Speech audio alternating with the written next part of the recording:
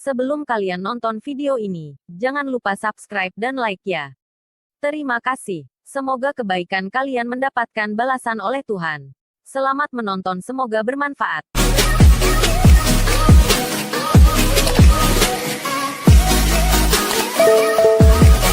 Iman kepada hari akhir itu termasuk rukun iman yang kelima. Dan sebagai umat Islam atau umat Muslim, kita wajib untuk meyakininya, kemudian juga wajib untuk mengetahui apa itu hari akhir, apa saja dalil yang membahas tentang hari akhir, dan bagaimana proses manusia ketika nanti di hari akhir. Langsung saja kita bahas.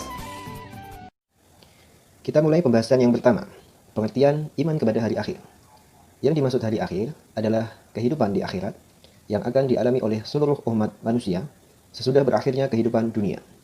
Hari akhir juga bisa diartikan sebagai hari hancurnya alam semesta atau hari kiamat. Mengenai kapan akan terjadinya hari kiamat, tidak seorang pun dapat mengetahui kepastian kapan terjadinya hari kiamat. Bahkan Nabi Muhammad SAW dan malaikat yang paling utama pun, yakni malaikat Jibril alaihissalam, tidak mengetahuinya. Karena hanya Allah Subhanahu wa taala semata yang menentukan kapan kiamat dan yang mengetahui kapan terjadinya kiamat. Kemudian untuk iman kepada hari akhir adalah meyakini dengan hati adanya kehidupan akhirat sebagai pembalasan atas amal perbuatan manusia selama hidup di dunia. Jadi pengertian dari iman kepada hari akhir itu adalah kita meyakini dengan sepenuh hati bahwa kehidupan akhirat itu pasti adanya sebagai pembalasan atas amal perbuatan manusia selama hidup di dunia. Kemudian ada 3 golongan manusia dalam menanggapi hari akhir. Yang pertama adalah golongan yang tidak percaya terhadap kejadian hari akhir. Mereka beranggapan bahwa kehidupan hanyalah ada di dunia. Setelah meninggal nanti, tidak akan ada kehidupan kembali, sehingga golongan ini kelak akan menjadi golongan yang menyesal. Kemudian golongan yang kedua.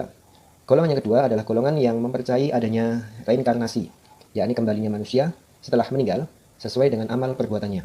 Dan golongan ini itu banyak dipeluk oleh golongan Arbi, yakni agama buatan manusia. Kemudian golongan yang ketiga adalah golongan yang meyakini adanya hari akhir, bahwa ada hari kebangkitan kembali dan hari pembalasan bagi umat setelah meninggal. Dan ini disebut sebagai kehidupan yang sebenarnya. Jadi golongan ini adalah golongan yang dianut pemeluk agama samawi, yakni agama yang berasal dari Allah Subhanahu wa taala. Kemudian penjelasan Al-Qur'an dan hadis tentang hari akhir. Di dalam Al-Qur'an banyak sekali firman Allah maupun hadis Nabi Muhammad SAW yang membahas atau menerangkan tentang hari akhir dan kehidupan di akhirat. Di sini kita mengambil dari surat Al-Hajj ayat ke-7. Bismillahirrahmanirrahim. Wa anna as-sa'ata atiyatun la raiba fiha wa anna Allaha yab'atsu man fil qubur. Dan sesungguhnya hari kiamat itu pastilah datang. Tak ada keraguan padanya dan bahwasanya Allah membangkitkan semua orang di dalam kubur. Itu adalah dalil atau penjelasan Al-Qur'an dari surah Al-Hajj ayat ke-7 tentang hari kiamat itu pasti akan datang. Tidak ada keraguan terhadap datangnya hari kiamat dan Allah pasti akan membangkitkan semua orang yang nanti ada di dalam kubur. Kemudian penjelasan yang kedua kita ambil dari hadis Nabi Muhammad SAW yang meriwayatkan adalah Imam Muslim. Qala fa akhbirni 'anil iman qala an tu'minu billahi wa malaikatihi wa kutubihi wa rusulihi wal yaumil akhir wa tu'mina bil qadari khairihi wa syarrihi. Artinya malaikat Jibril bertanya, apakah iman itu? Kemudian Rasulullah SAW menjawab, iman adalah engkau percaya kepada Allah Subhanahu wa taala dan malaikat-malaikatnya dan kitab-kitabnya dan utusan-utusannya dan hari akhir dan beriman kepada qada dan qadarnya Allah Subhanahu wa taala. Ini menjadi penjelasan yang kedua yang kita ambil dari hadis Nabi Muhammad tentang hari akhir.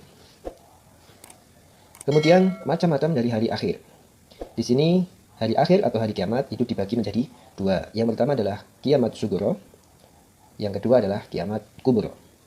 Kiamat sugro adalah kiamat kecil, yaitu berakhirnya kehidupan setiap makhluk yang bernyawa. Misalnya terjadinya kematian, terjadinya musibah seperti banjir, gempa bumi, gelombang tsunami, atau sebagainya. Kiamat jenis ini tentunya pasti terjadi pada tiap makhluk di bumi ini dan hanya diketahui oleh Allah Subhanahu wa taala. Kemudian yang kedua adalah kiamat kubro atau kiamat besar, yakni saat rusaknya jagat raya dengan segala isinya. Inilah yang merupakan janji Allah tentang berakhirnya kehidupan di alam dunia bagi seluruh makhluk Allah Subhanahu wa taala, baik manusia, hewan, tumbuhan dan yang lain sebagainya tanpa terkecuali. Nama-nama lain dari hari akhir. Yang pertama adalah Yaumul Akhir atau hari akhir. Yaumul Qiyamah atau hari kiamat. Yaumul Ba'ats, hari kebangkitan dari alam kubur. Yaumul Hisab, hari perhitungan amal manusia. Yaumuddin, hari pembalasan. Yaumul Haq, hari yang pasti terjadi. Yaumul Wa'id, hari terlaksananya ancaman Allah bagi orang yang ingkar. Yaumul Hasr, hari penyesalan atas dosa. Yaumul Khuruj, hari keluar dari kubur. Yaumul Ma'ud, hari yang dijanjikan. Yaumul Asil, hari yang sangat sulit. Dan yang terakhir adalah Yaumul Zalzalah, yaitu hari kegoncangan atau keruntuhan. Mengenai tanda-tanda dari kiamat, kita semua tidak ada yang tahu kapan datangnya hari kiamat. Tetapi Allah berkenan untuk menunjukkan tanda-tanda dari hari kiamat. Agar apa? Agar manusia yakin dan dapat mempersiapkan diri untuk menghadapi kehidupan akhirat. Kira-kira apa saja tanda-tanda dari datangnya hari kiamat? Yang pertama, tanda-tanda kiamat sugro atau kiamat kecil. Yang pertama adalah manusia bermegah-megahan dan melupakan Allah Subhanahu wa taala. Yang kedua, sikap durhaka seorang anak terhadap orang tua dalam berbagai bentuk seperti menghardik, melawan, dan tidak mematuhi perintah orang tua. Kita tahu, untuk tanda yang kedua ini sudah banyak kita lihat di sekitar kita, banyak anak yang di situ berani dan durhaka kepada orang tua. Inilah tanda dari kiamat sugro.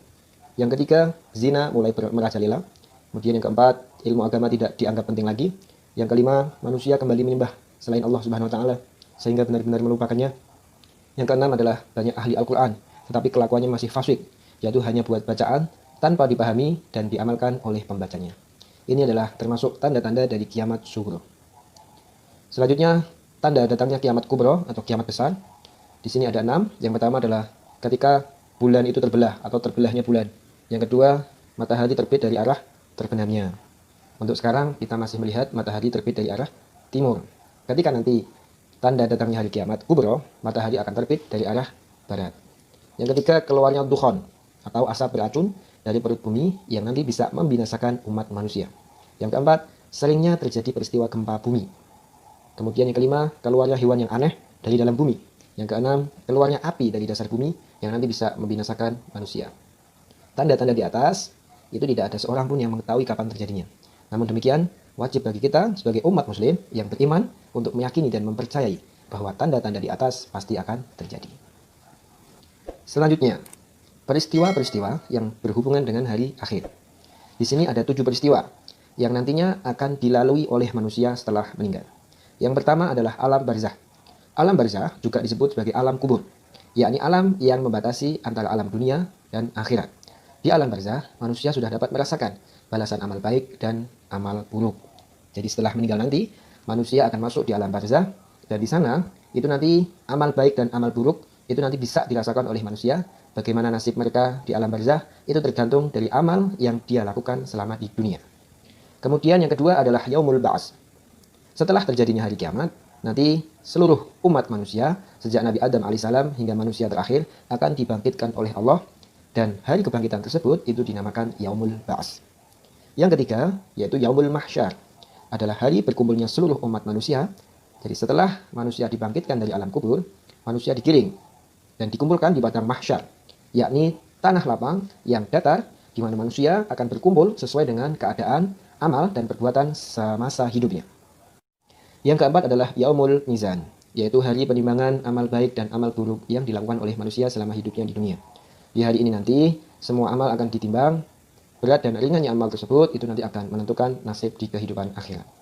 Yang kelima adalah yaumul hisab, artinya adalah hari perhitungan amal baik dan buruk manusia. Di sini nanti manusia tidak akan bisa memungkiri apa yang telah tertulis dalam catatan amal mereka.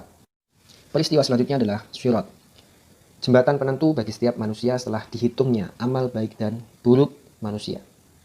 Jembatan ini akan dilalui oleh seluruh umat manusia untuk menuju ke tempat yang telah ditentukan oleh Allah Subhanahu wa taala. Digambarkan di situ, jembatan tersebut dibentangkan di atas permukaan neraka jahanam yang di situ memiliki kait, memiliki cakar dan duri. Jadi setelah manusia melewati mahsyar di mahsyar, kemudian di situ dibentangkan jembatan bagi mereka yang di bawahnya adalah neraka jahanam. Kecepatan dalam melewati jembatan tersebut itu nanti sesuai dengan kadar keimanan mereka. Kalau kadar keimanan mereka adalah kadar keimanan yang tinggi dan kuat, itu nanti bisa melewatinya dengan cepat dan selamat. Tetapi ketika di dunia kok banyak melakukan kesalahan dan pelanggaran, atau bisa dikatakan kadar keimanannya itu rendah, maka ketika melewati jembatan tersebut, itu nanti akan kesulitan, bahkan juga ada yang jatuh dan masuk ke dalam neraka jahanam. Na'udzubillah min dzalik. Yang ketujuh adalah surga dan neraka. Ini adalah tempat terakhir yang diciptakan oleh Allah Subhanahu wa taala untuk memberikan balasan atas perbuatan manusia selama di dunia. Surga adalah tempat yang penuh dengan kenikmatan pada akhir kelak nanti, yang di situ disediakan oleh Allah Subhanahu wa taala untuk orang-orang yang bertakwa. Dan neraka adalah tempat yang penuh penderitaan dan siksaan di akhirat nanti sebagai balasan perbuatan buruk bagi orang-orang yang durhaka kepada Allah Subhanahu wa taala. Kemudian hikmah.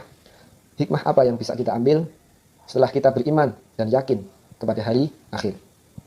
Di sini ada 6. Yang pertama adalah dengan kita beriman pada hari akhir, itu mendorong kita untuk memperbanyak amal ibadah dan amal kebaikan. Yang kedua, mendorong kita untuk gemar dalam membelanjakan harta kita ke jalan Allah Subhanahu wa taala. Yang ketiga, menghindari perbuatan buruk, ya, seperti kebiasaan mencontek, mengambil sesuatu, ataupun apapun yang di situ bukan hak miliknya, itu bisa terhindarkan dengan kita beriman pada hari akhir. Yang keempat, memiliki jiwa pemberani, teguh, tidak penakut, terutama berjuang untuk melaksanakan dan menjunjung tinggi ajaran agama Islam.